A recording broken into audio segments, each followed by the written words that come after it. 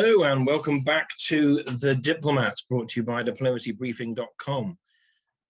You join me and Eric. We have just finished recording our show for fall and winter 1903. And while we were doing that, spring 1904 adjudicated. So let's have a look, shall we? Ed sure loves to give away dots. Well, it certainly looks like Russia is the intended target. Karthik loses Serbia and the army in it, but has sneaked into, at least temporarily, into Vienna. So still has some play in the game. John has a go at Sevastopol, which was never going to work.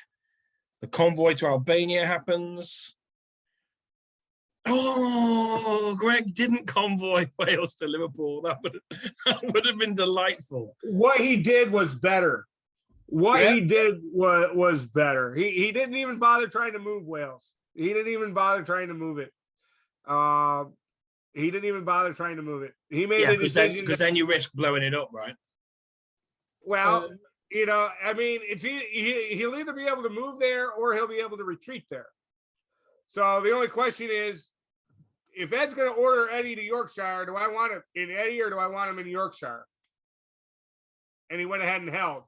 So, but in most scenarios here, unless Ed interferes, Greg's moves were brilliant. Mayo to Nao is not going to fail. It is going to succeed. Brest to English is going to succeed. Irish is going to stay where it is.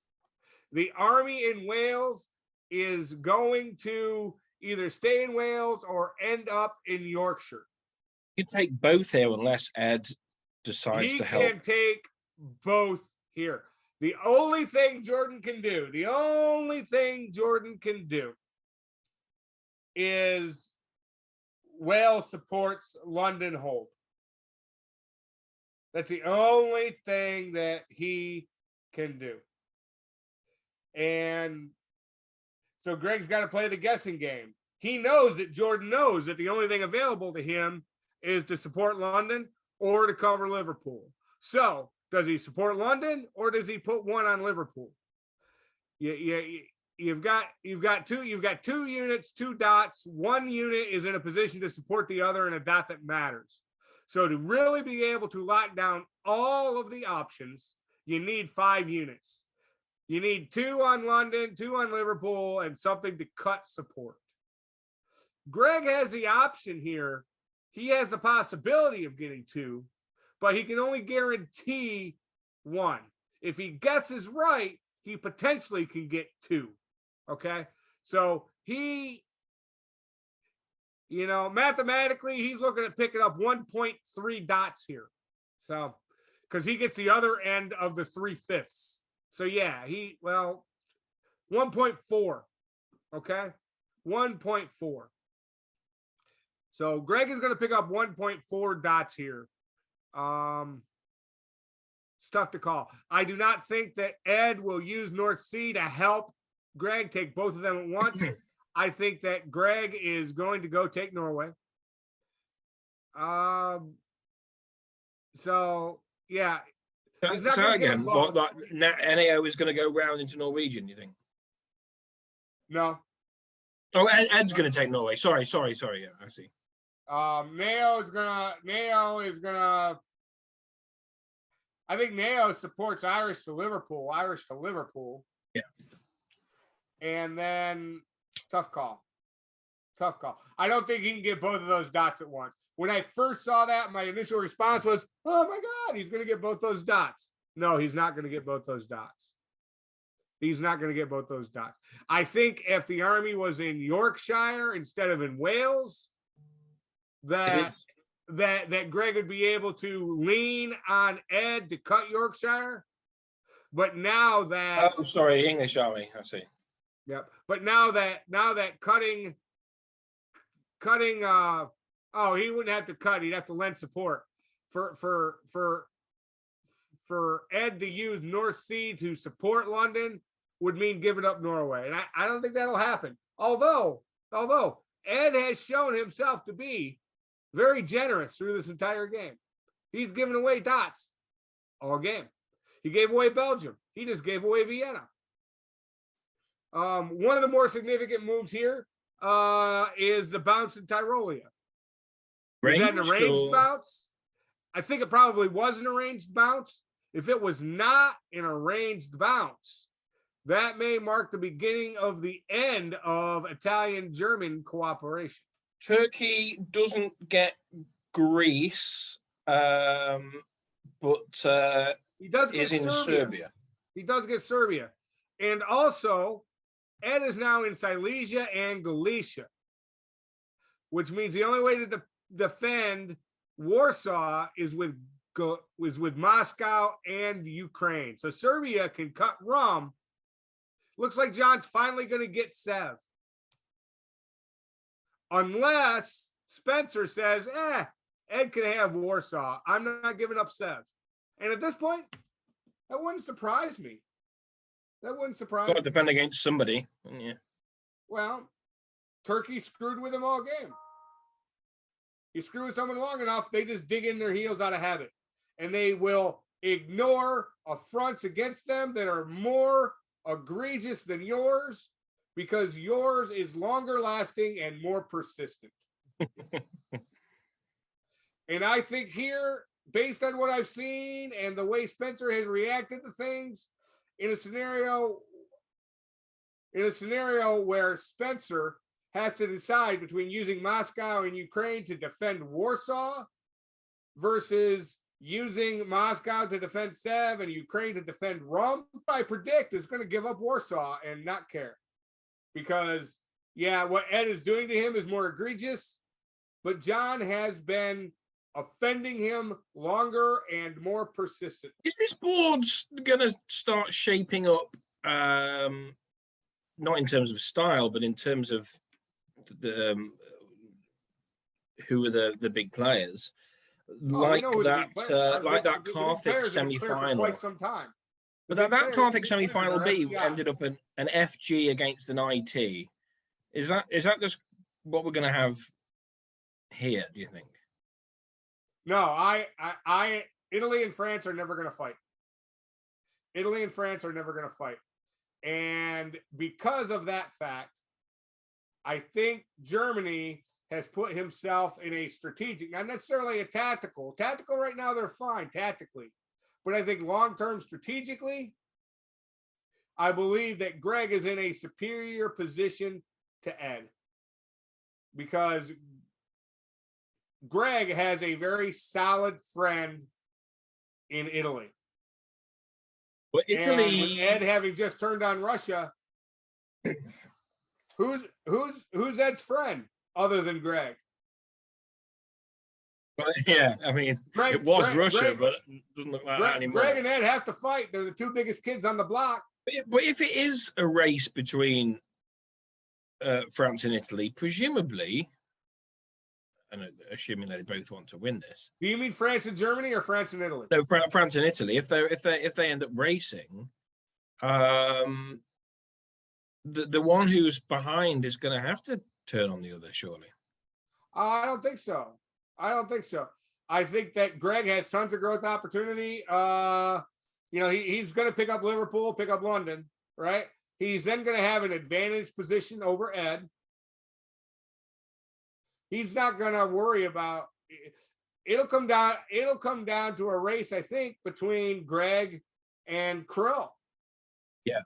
And Krill has a significant advantage here in that the East is a mess. The East is a mess. There are 5 different colored units in Austrian territory. Italy is in Trieste. Turkey is in Bulgaria. Germany is in Galicia. Russia is in Budapest. Austria is in Vienna. There are 5 different colored units in Austrian territory. It's very, very chaotic. The only one over there who has units that can self-support themselves in any way, shape, or form is Italy. Italy. Yeah. Is Italy. Yeah, Krill's going to get real big here real quick. He will pick up Vienna. He will pick up Budapest. He'll pick up, if he wants to betray Turkey, he'll pick up Serbia. He'll pick up Bulgaria. Krill's looking really good. Krill is looking when does very, Italy very good. And I'm going to have to sit down and think real, real hard if I'm going to give the A to France or the A to Italy. Very, very hard. Well, yeah, if you were a betting man, who's most likely to win it from here, do you think? Well, the positions are all so good that if you ask me to make a bet, my question to you is going to be, what are the odds? If you give me straight up votes, I will pick France over Italy every time, because France has more inherent advantages in any given game than Italy, right? You start giving me points, you start giving me dots, you start giving me odds. I could very easily pick Italy over France. Ed's not out of it. Ed's not out of it. We've been obsessing over. I mean, he's the board leader at the moment. We've been obsessing over London and Liverpool. Ed's picking up Norway and probably Warsaw. Moving Kiel to Munich, moving Munich to Bohemia, taking Warsaw unless Spencer decides to give up Sev. To our viewers at home, depending on the resolution of your monitor, you may not or may not be able to see that Turkish army in Serbia. Make sure as you're looking at this that you're very aware that Turkey has an army in Serbia. Yeah, the yellow on red isn't the clearest, is it? No, it's not. It's not. So Turkey has to do something. This would be a really good position. Saren, this would be a really good position for Turkey to do a self bounce in Bulgaria. Just wanted to say. Yeah, I mean, with which units? Aegean, because Black and Arm are, well, never mind. You can't do a self bounce. Aegean's going to cover Bulgaria because Serbia has to cut Rum to have any chance of taking Sev. So there will be no self bounce. Aegean will go to Bulgaria. Serbia will go to Rum. I think Italy will turn on Turkey at this point. Yeah, I think Italy will turn on Turkey at this point. I think he'll do a supported attack on Serbia and a supported attack on Aegean and move Adriatic to Ionian. Go ahead and use Venice to support Tyrolia, because why not? It'd be a damn shame to let Austria and Russia finally start working with each other. Don't want that to start now. What does Carthage do? Just pray? What Carthage does, I think, is entirely dependent on whether or not Ed invited him into Vienna or if he got there without agreement by Ed. I mean, Carthage could have taken a deal. Hey, I'll let you into Vienna. You got to support me into Budapest. And then while Russia is scrambling to defend Warsaw, I'll drop up to Prussia, Silesia, Kiel down to Munich. You support me into Budapest. And then next year, you and I start pushing back on Italy. There's all kinds of options here. This game is not about the tactics. This game is about the diplomacy. And all the players on this board have proven their ability to not hold grudges and to move forward in a progressive manner, except for Jonathan, who doesn't seem willing to do that. Oh, you got Jonathan. Well, I got good news for you, Jonathan. I promise you, you will get Sev before this game is over. It'll be Perrick, but you'll get it. So, right. Well, get this game is the gift that keeps on giving, isn't it? If Krill gets a little bit bold and forces Serbia and Aegean and then drops Adriatic down to Ionian right now, he's in a beautiful, beautiful place. Maybe he also puts Greg in a beautiful, beautiful place because that moves all his fleets even farther away from France. It's the unholy alliance, isn't it? Italy and France when they. I love Italy, France. I love Italy, France. Whenever I play Italy or France, my goal is always to have a DMZ that includes Spain, South Coast, Leon, West Med, North Africa, no fleet in Tunis, Tyrrhenian Sea, Tunis, Piedmont, no fleet in Marseille, no fleet in Rome. Anytime I play Italy or France, that's always my goal. Spain South Coast seems a little overkill there. What? Put an army in it. Put an army in it. If you have to put a fleet in it, put it in the North Coast. What can a fleet in the South Coast ever do against anybody? Defend an Italian attack. It can't bounce anything out of Leon or Wes, can it? You know, well, if you get to that point where that has tactical significance, then the DMZ that I just proposed to you has already been violated. Yeah, fair enough. I suppose so. Right. Well, this was just a quick take on the fall on the spring 1904. Sorry, we'll have to wait for fall, but yeah, it doesn't look great for Carthage. Doesn't look great for Jordan. And yeah, Italy, France looking good. Germany still topping Russia and Turkey. Not sure. Any final thoughts? I'm rooting for you, brother. Matt Krill. I'm rooting for Matt. Krill. He can make a big jump here. He can make a big jump here. Big, huge. We're watching, Matt. See you guys. Thank you. Hello and welcome to another episode of The Diplomats, brought to you by diplomacybriefing.com. We're back. The game took a bit of a break over the Easter weekend, and we took a slightly longer one. But never fear, we have returned. I am Wardy, and I'm joined once again by Mr. Eric Grinnell. Hello, Eric. Hi, guys and girls. How was your Easter? My Easter was phenomenal, and having gotten through Easter and celebrated that ritual, now we have to do our best to resurrect our coverage of this game. Yes. So I think before we pop up in this, guys, our viewers will have just seen the the short sneak peek we did, which was actually longer than intended, on spring 1904. That seems like a long time ago now, but we will just sort of finish off those thoughts before moving on to the rest of 1904. So right, what were the headlines here? We had England trying to defend. We have, France getting in position around the British Isles. We have Austria look like they're dying, but they've managed to sneak into Vienna with or without consent.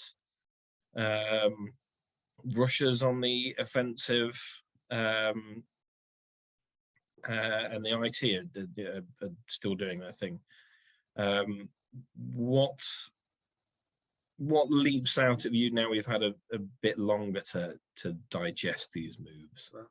Greg comes up with better tactics than me. His hold in Wales so that he would be able to retreat to Yorkshire puts him in a better position than my cutesy idea of convoying Wales to Liverpool would have done. He's in a position where he has a shot at the ability to take two here.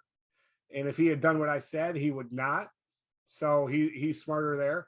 We continue to see ongoing cooperation between Turkey and Italy. I believe that Turkey has exposed himself. He's way more dependent on Italy than Italy is on him. I believe I predicted that we would see Italy force Serbia and Aegean in the fall. I'm eager to see whether or not that's true. I think that Carthage making it into Vienna was probably by agreement with Ed. I don't blame Carthage for accepting that Janissary role one bit. It is, in fact, the only and best offer he's gotten all game, so I don't blame him one bit for accepting that. I think the alternative was dying, and not even defiantly. So, you don't want to go quietly into that good night, and you want to try your hardest to not go into that night at all. So I think Carthage's doing the right thing to try and hold on. I think we also pointed out that this doesn't look good for Norway. I think Germany is in a position to do tons of damage to Russia. I think that Russia has not paid enough attention to how bad his position is. I think part of the reason that Russia isn't paying more attention to how much jeopardy he is in from Germany is he continues to be annoyed with Turkey constantly taking ineffective pot shots at him. Turkey is Ed's best friend on this entire board. And that is a dynamic that works quite well regularly, as I understand it. Although I don't think I've ever done a Germany and Turkey thing. But if one does well, the other tends to, is what I'm. Germany and Turkey are natural allies. And Russia coming under the gun from German attack is usually what opens the door for Turkey to make that late surge where he crawls out of the corner and grabs dots inexorably and unstoppably. I don't see that happening in this game because I think the non-aggression pact between Italy and France is going to leave Italy way too well prepared to repel any kind of attempt by Turkey to get out of this corner. I think that the whole ping pong thing that I have decried throughout my coverage of this entire game is continuing to work to Turkey and Russia's disadvantage. I expect that in fall 1904, we're going to see it very much and in dramatic fashion works to Turkey's disadvantage. Shall we move forward? I think that we're going to see in the fall that it's time for Russia to start regretting that he ever trusted Ed. So let's jump to fall and see what we see. And here is what we have. Who do we want to have a look at first? There's a lot of movement from Germany. Start with Austria, because Austria did exactly what you'd expect him to do. Germany let him into Vienna. So Vienna is now Ed's unit to order. That unit looks red. In reality, it is black. And that army will continue to be Ed's army for as long as Ed wants to let it be. With as many units around it as possible, I don't think Karthik even has the option of switching sides and allying with Italy against Ed, because the second he does, Ed will be in a position to wipe him out. Vienna supporting Galicia to Budapest is exactly what I would have expected. I think the more interesting thing here, moving from Austria, let's go to Russia. The other part of Austria, Turkish army was sitting in Serbia. It's still a Serbian dot. It's now an Italian dot. So Austria's one remaining dot is Vienna. So he is totally dependent on Ed. I think it's very interesting that Russia, Spencer, didn't even bother trying to use 2 units to cover Warsaw. No, just sent the one. His moves in the south were good. If he has to lose Sev, losing it to a fleet doesn't hurt him very much. He can recover from that. That's fine. So he sends the fleet to Black Sea to cut support. It is worth mentioning, if Armenia had supported Black to Sev, Black would have made it into Sev. But then Russia would be in Black Sea. Yeah, and you can't really advance any further north as Turkey. So and you've got to try and move your fleet out somehow. Russia cut Black Sea, kept Sev safe from an attack from Armenia. He decided to use using Ukraine to support Sev to Rum. That's a little bit questionable. That would have only mattered if Rum had much of a chance of making it into Black. And I think that's a pretty low percentage move. As much as Turkey may want to guarantee the build, I don't think that's the right move to make there because, A, it still doesn't guarantee the build. Moscow or Ukraine could have simply supported Sev whole. So using Ukraine to support Sev to Rum, I'm not sure I can agree with that. There is this obsession that John has had with Sev for a while now. I don't just. Well, you two need to be working together. Sev. He's messed with Romania as well. John's obsession is with Spencer. And John's obsession with Spencer has destroyed Spencer's game and John's game. And we see it coming home to roost right now. Italy has a fleet in Greece, a fleet in Aegean, a fleet in Ionian. He now has the ability to support Ionian to East Med. Turkey has a build coming because he has to rebuild for Serbia. It's a pop.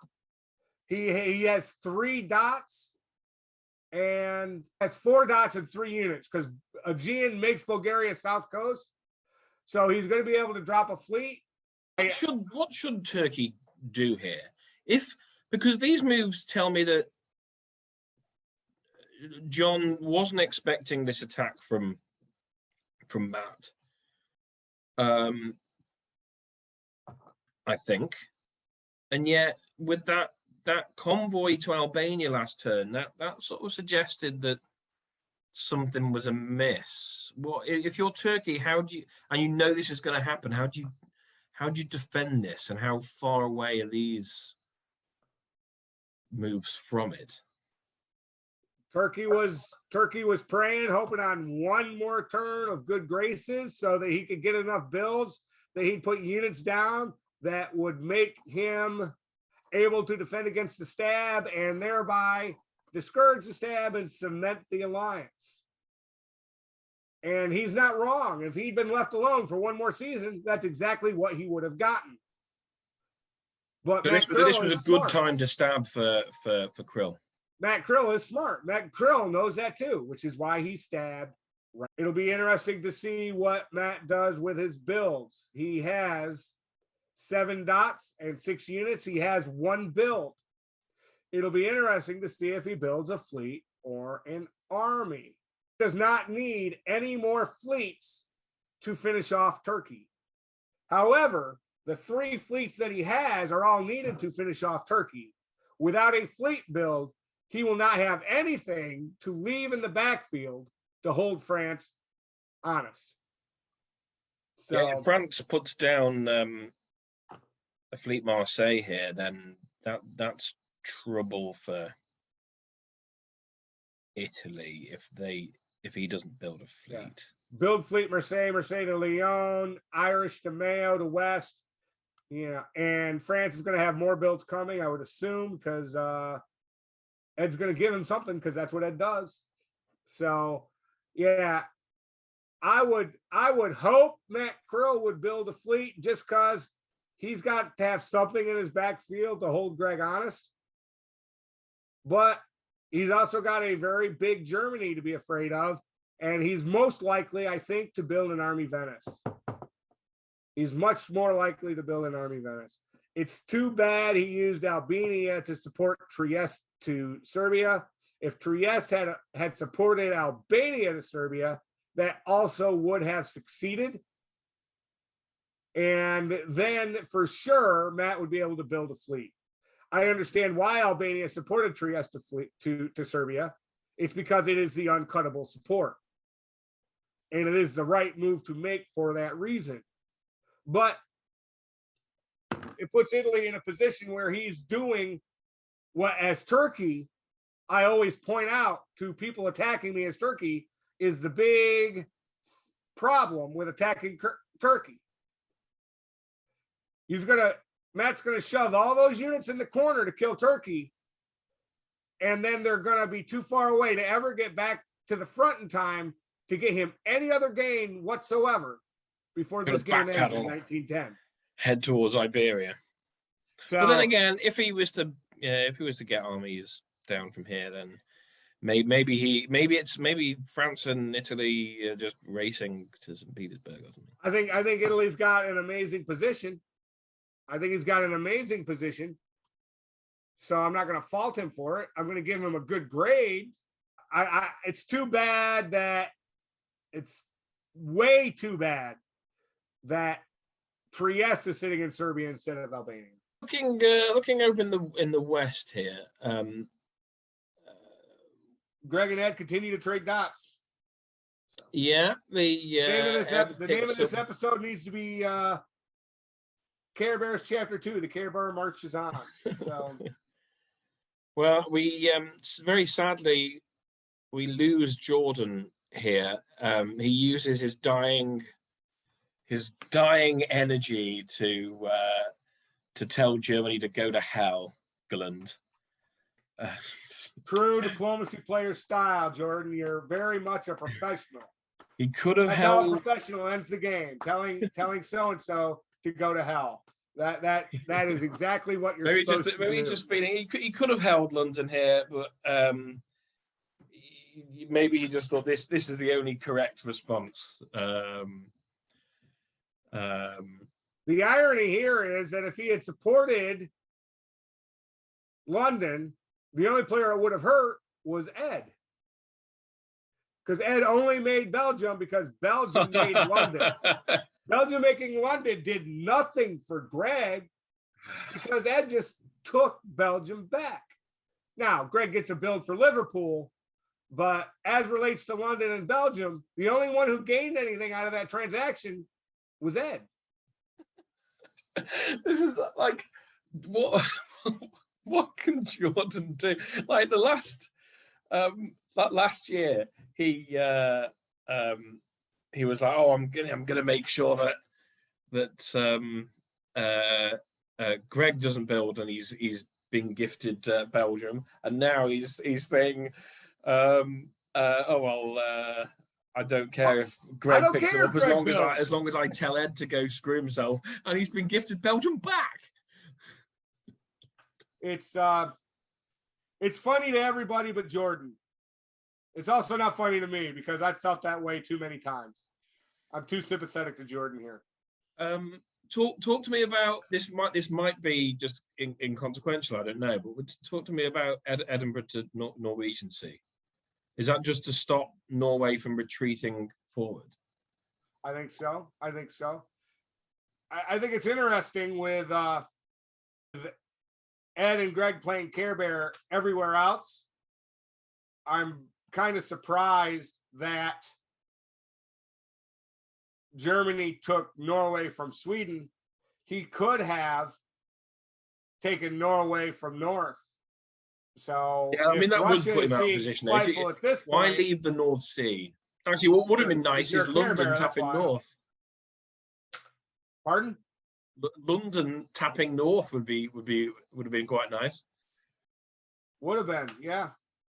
Would have been. Maybe that's what that Norwegian move is for, in case this didn't work. I don't know. What do you make of that Norway retreat back to St. Petersburg North Coast instead of picking it up and putting it back down as an army? It's neither offensive nor defensive. It's a pointless retreat. It can accomplish nothing.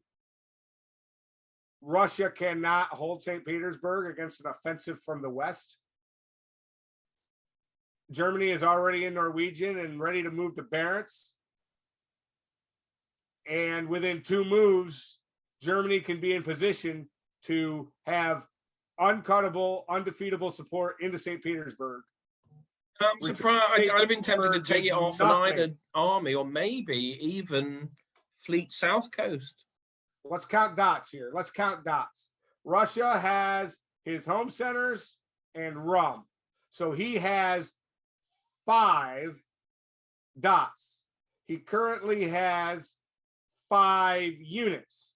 If he had retreated Norway off the board, he could have rebuilt that unit as an army in either St. Petersburg or Moscow. Oh, Moscow. Yeah, I forgot. Yeah, I didn't spot Moscow.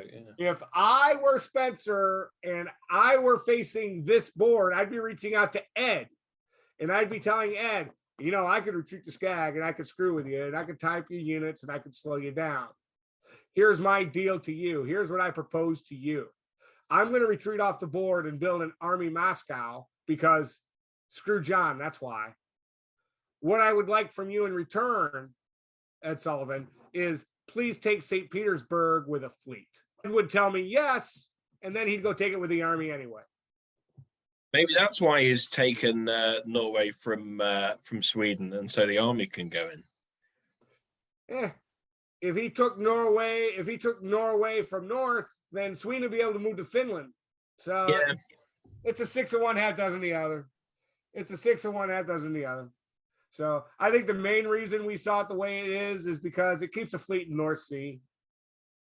So Ed and Greg are playing Care Bear. They're just not playing that big of a Care Bear. Although I got to be very, very honest, if you include St. Petersburg, the German-France alliance is across the stalemate line and has 18 dots. So yeah, Budapest is number 18, isn't it?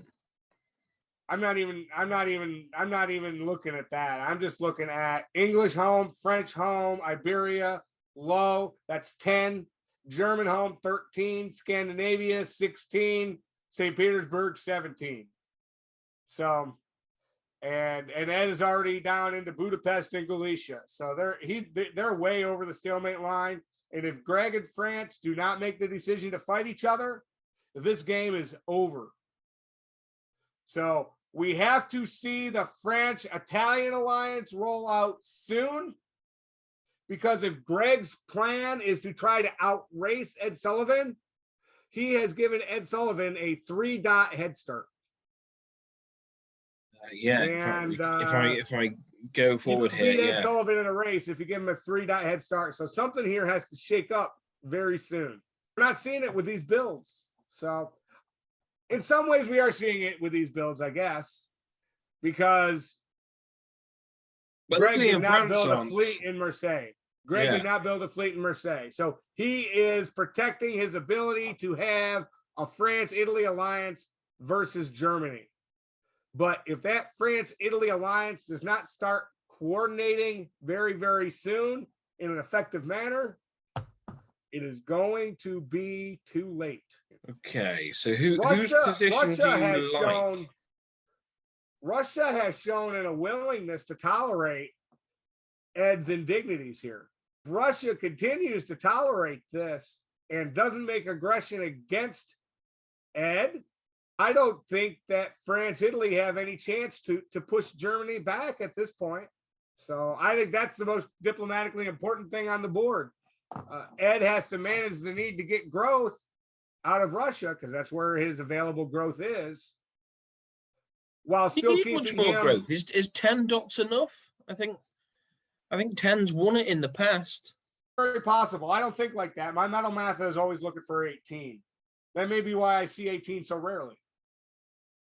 In a timed game, though, it's unlikely that. I mean, it could end in a solo, but I don't know. I mean, I'd be. Greg has limited himself here.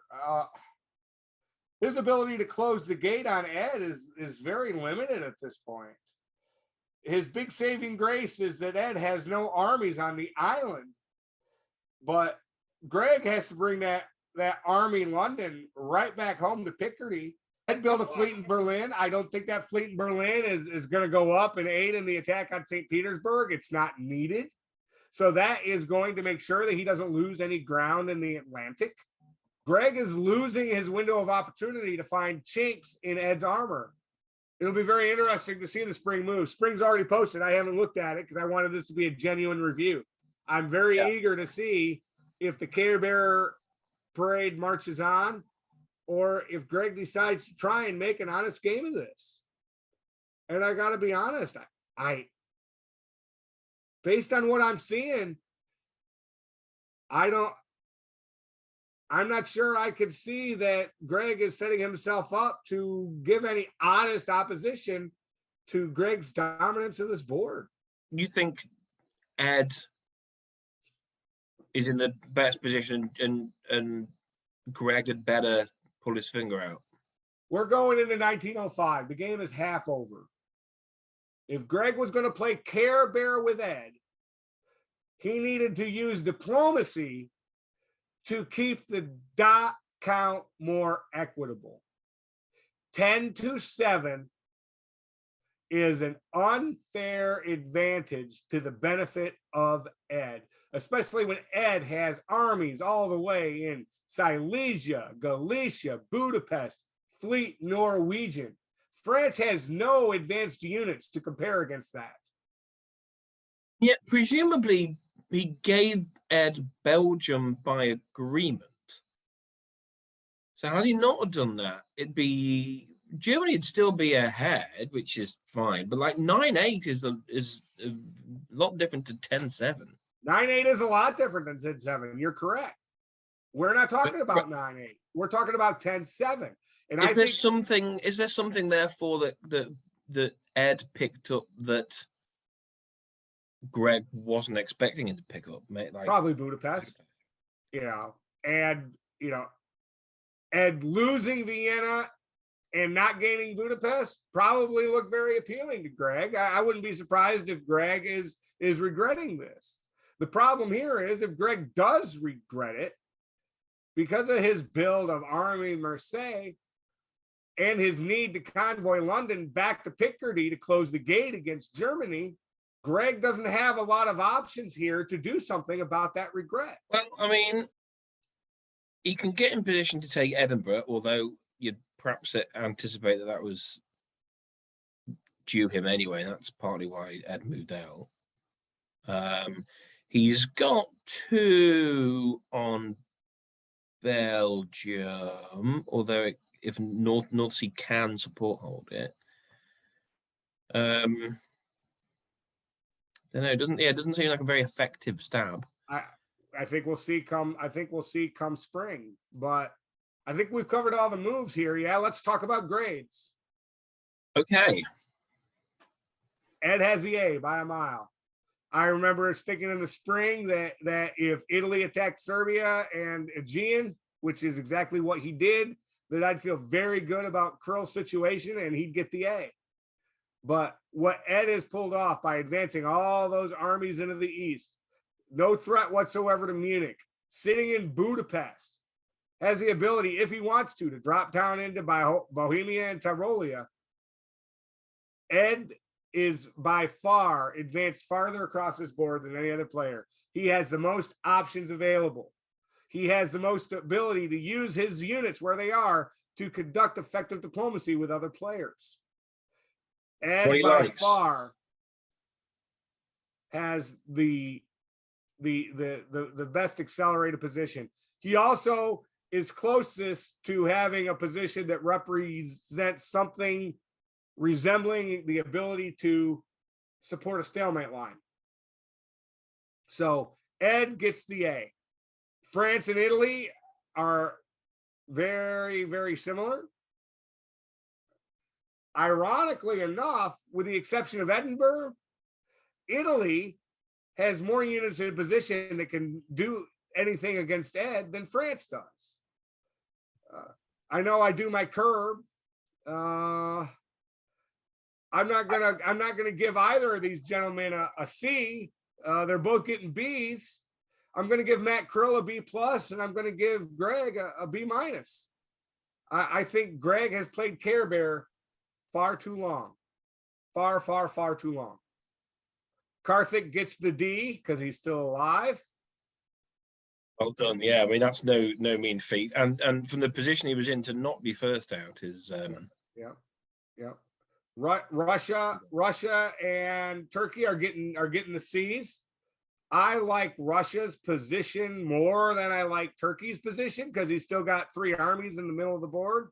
He's still got the ability to shuck and jive. Yeah, but that fleet north coast though it seems.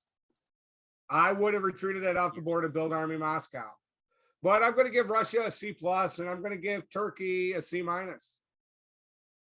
I hope to see hope to see Turkey wake up and realize he's got to start coordinating with Russia, cooperating with Russia, and try and set himself up in a defensive position that will help him accomplish the only goal that he can have left, which is to survive this game by the end and still be at 3 or 4.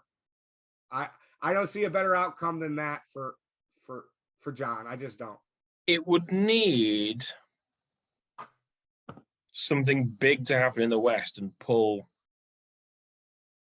Italy, maybe Russia too, the other way. And if France does not stab Italy, and this build does not reflect to me a likelihood of France stabbing Italy, and the longer Ed stays larger, the more impossible it becomes for France to ever stab Italy. In absence of France stabbing Italy, Turkey has no chance in this game. No chance. But there's still 60% of the game left. All right, so there we go. There are my grades. I think you've missed someone out. England is not even cold. I'm not going to continue to give England. I'm not going to continue to give England grades. Doesn't even get an F. Oh God. Jordan deserves more dignity than that. Jordan deserves more dignity than that. What happened to Jordan in this game has nothing to do with Jordan whatsoever. And this can be consolation to people who are watching this, trying to learn the game. It does not matter how good you are. Sometimes you not only lose, sometimes you eliminated first. Jordan. I mean, it's strange for me as a mere mortal. I'm bearing in mind, and we're only 2/7 of the way through the semi-finals. Bearing in mind that all 7 of these players won their boards, topped their boards in the semi-finals.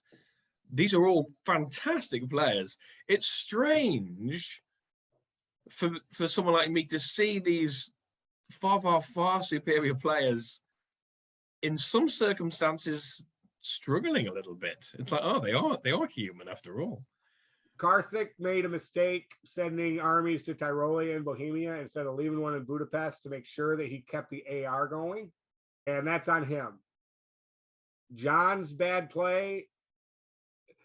I've been bagging on John all game. And I should not be bagging on John. John has not made any huge errors. John has continued to plug away at Russia's southern flank, even though it had low likelihood of succeeding, but apparently the diplomacy was just never there. And sometimes that's the way it is. What I will say of John's play that resembles a little bit of criticism is that it has not been very imaginative. The only set of moves that I have seen from John this game that reflected higher level play, the only one was when he convoyed the army over to Armenia. Other than that, John's play has been a little bit boring. And John, I'm very, very sorry that I haven't had a lot of positive stuff to say about your play in this game. I guarantee you, the second something goes on, it gives me the chance to talk awesomely about you so that Eric Grinnell can do his kinder, happier self. I'm going to do it because I want to say good things about you. But your play in this game just has not been that imaginative. It has not. Just biding his time. He's just biding his time. It's when you put 7 of the world's best diplomacy players on a board, only 2 of them are going to end up looking any good anyway, at the most. Well, possibly we got possibly a third. An A, a B plus, and a B minus. That's not bad. If it, when you put 7 of the best players in the world on a board, at least 3 of them are going to end up looking really bad. And that's unfortunate because all of these guys deserve better because all 7 of these guys are some of the best players in the hobby. So let's have a look at some comments. Sad one at the top. GG, good game, says Jordan as he bows out. Good to have you on the board, Jordan. I'm sorry it didn't work out. I know these finals have not been kind to you, but you keep coming. You keep making it, so you're doing something right. Germany go to hell, lol, perfect. Those support orders from England. Top notch. Ed Sullivan. There are no real words that Jordan will accept from me given this situation, but for everyone else, he's the GOAT of extended deadline diplomacy. No offense to everyone else. His record speaks for itself, and his personality and humor have no peer. Everyone reading this should call themselves privileged to play in a game with him if they are fortunate enough to do so. Wow. Let me take issue with that. Ed, you start the thing off with saying there are no real words. I have a suggestion for you, Ed. Try, I'm sorry. Try not for size. It just might be appropriate. No one can argue with the results you've gotten from it. It's been very hard for me to watch this game go against Jordan the way it has, because I've been in that position too many times. And It's unpleasant. It's painful. It's hard. When you're sitting on a board and you're committing your time into a game for weeks that you never have a chance at, and you know by fall 1901 that you don't have any chance at all, ever.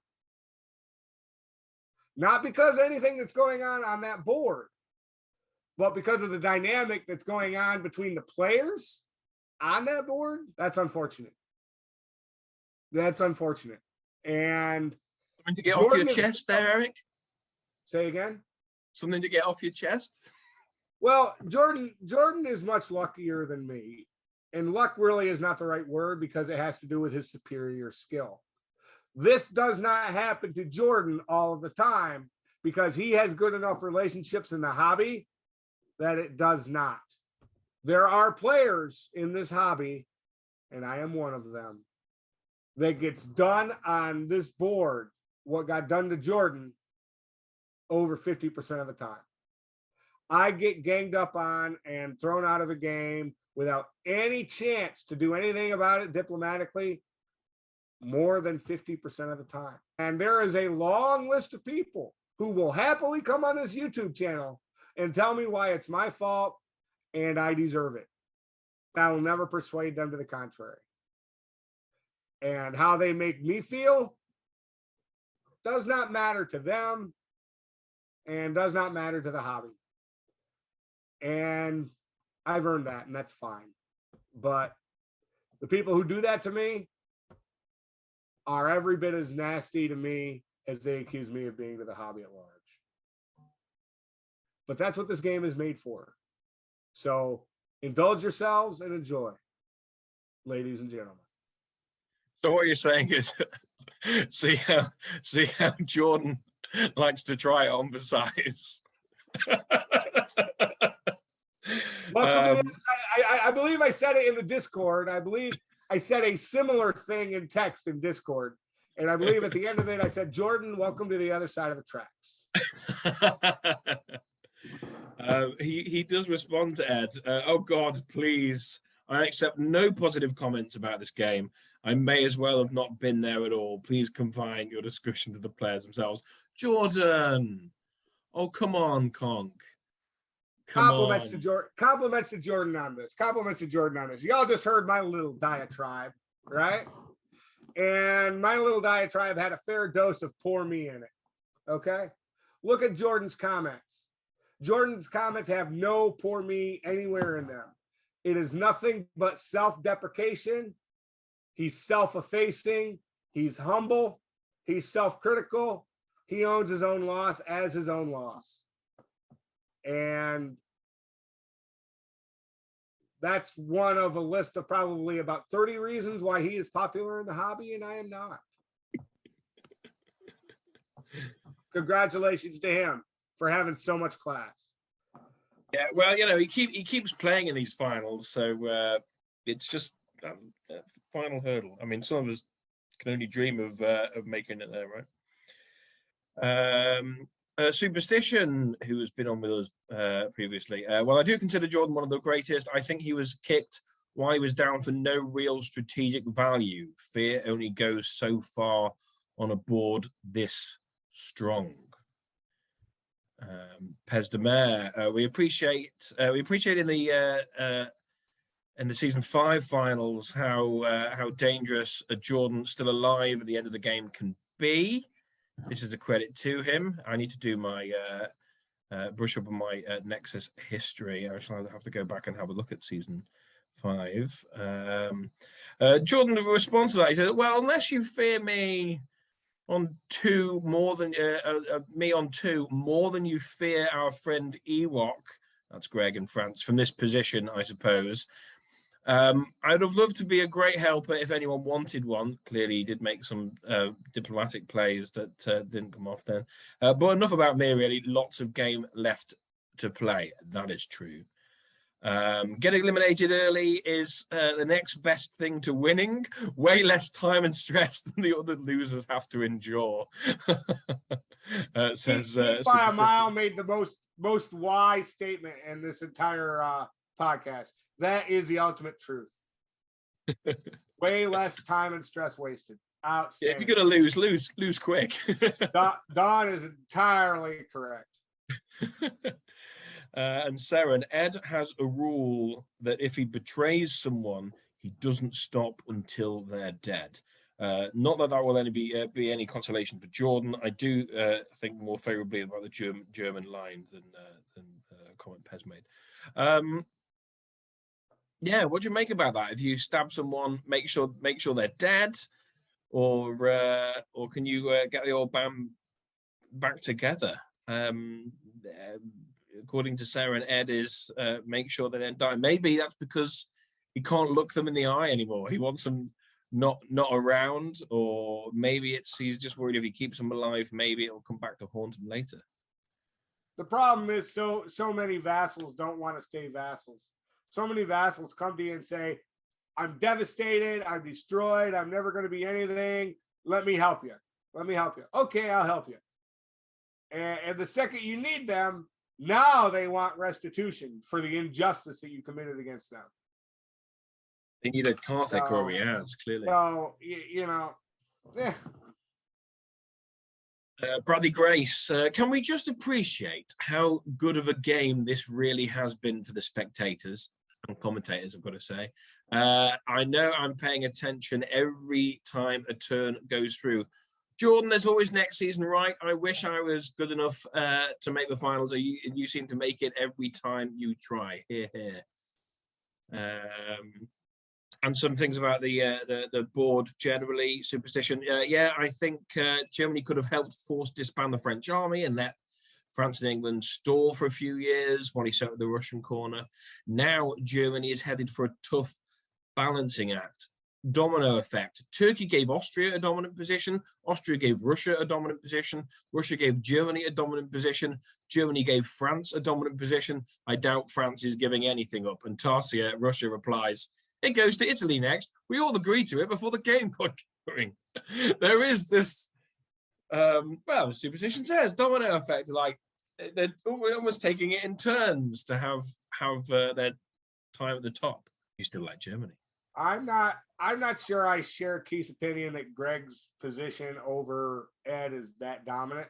Well, I think Ed and Greg are going to come down to who gets their units in position against the other one first. Neither one seems to be in any hurry to do it. Ed does have a 3-dot head start. Turning attention to the east here, Sabi, never trust Matt Krill. You've been saying something like this throughout, and it seems that John hasn't been listening to that. Oh man, the one time I tried to be a Care Bear, it all backfires. I'm not sure what is worse, being stabbed by Krill or knowing Sabi was actually right about something that you've found as well. And Karthik chimes in, still alive. The former, broken clock and whatnot for the second. I'm not allowed to say anything negative about Sabi, so I can just I either have to agree with her or I either have to agree with them or say nothing. So here we are.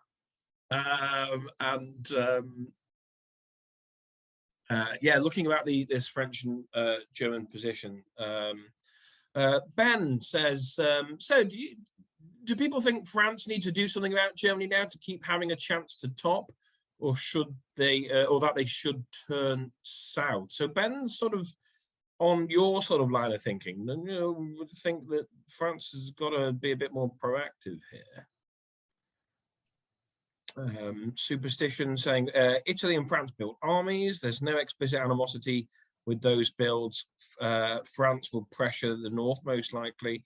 France will most likely keep an open position that allows itself to pivot for opportunity with slight antagonistic positioning to Germany, which is fair, similar to how Italy squatted in Piedmont. But we'll see. Yeah, remember that. I have a profound new appreciation for how brilliant superstition is at both tactics and strategy. Now that I really pay attention to the things that they say, I'm not sure I ever disagree with them. Got a analytical mind. I'm enjoying the superstition of comments in the thread. Riaz, who you'll recognise, don't think anything happens until after a likely transfer of Edinburgh, as Germany takes St. Petersburg. As Stitches said, no fleet builds between Italy and France, and no reason for either to attack each other while there's a 10-centred Germany. But I don't think France and Italy want war with Germany right now. And if I'm Italy, I don't want Germany any larger, but also don't want them to lose a battle to France. So there is this sort of balancing act on the board, this balance of power. Stitches again, 100% a waiting game. We know Ewok is great at waiting, much more effective of a strategy for France than Russia. Well, that's true. Russia, you've got to keep swimming, haven't you? And we know from our game, those of you watching, you may have seen our coverage of a semi-final game. He does stuff when he knows it can work. Greg, he doesn't rush into stuff. He just slowly sort of gets into position, doesn't he? I think Greg is a premier competitor. However, look at what just happened to Jordan. And what happened to Jordan was based entirely on Jordan's reputation. Greg may truly be less motivated to win this game than Ed is. Greg has won this game plenty. Coming in second in this game to Ed will not hurt his reputation or standing in the community at all. Winning this game yet again will paint a target on his back so huge that you could not even get me to lay odds on him in next year's semifinals. Weighing in the decision-making process in this game, I don't know. But it's very possible that surely he wants to win, though. Surely. I mean, I understand it's like maybe, How many times have you sat on a board, Chris, and been 3 dots behind your ally? It said, "Oh, that's okay." Probably far too often, which is why I'm not making finals. Nothing but love for you, Wardy. Nothing but love. All right. Riaz, it's a balance that Ewok is good at. Tricky spot. You don't really want to get locked into a war with Germany as it primarily benefits Italy, but you need Russian help versus Germany, so you can't wait too long. And it's going to be an interesting mid-game, and Turkey and Austria's actions will have a big impact. And finally, Lady Razor. No artwork from Lady Razor this show. However, we did get a GIF from It's Always Sunny in Philadelphia. Ed weighing up his solo chances with 10 centers in 1905. I haven't even begun to peek. I think that's my last slide. Let me just check. Yeah. So that's an oddly charged comment. I wouldn't touch that with a 10-foot pole. I don't have a 10-foot pole, but this is really heating up nicely. Sadly, we're down to 6. But yeah, and still 3 who could still realistically win this. Jordan's outcome had nothing to do with Jordan's play and only had to do with the decisions of others that I think were made without regard to the dynamics on this board. I think Greg and Ed, either one, could have a more advantaged strategic position on this board if one or the either of them had kept Jordan alive and on the board as a puppet. Well, it sounds like he tried to pitch that and it fell on on deaf ears, unfortunately. And sometimes that happens, right? Well, as I said in Discord and as I said earlier in this broadcast, Jordan, welcome. And I think this is going to be the final statement of this video. Welcome to the other side of the tracks. You deserve better, sir. You are better. And this was an unfortunate outcome for a guy who is much better than what happened to him on this board. Cheers, everybody.